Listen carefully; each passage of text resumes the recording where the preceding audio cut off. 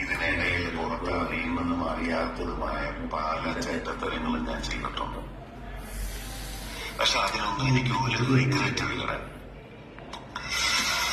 2 ദിവസം കഴിഞ്ഞ് ഞാൻ ഡിപ്പാർട്ട്മെന്റിൽ നിന്ന് റിട്ടയറായി DYSP മെഡലും വാങ്ങി ഇറങ്ങുമ്പോ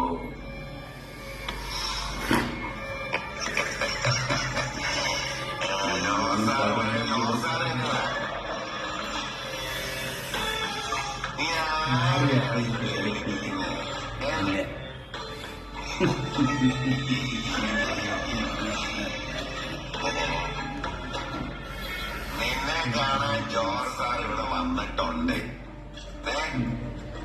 നിന്റെ മുമ്പിൽ ജോർജ് സാർ ഇങ്ങനെ നിൽക്കുന്നുണ്ട്.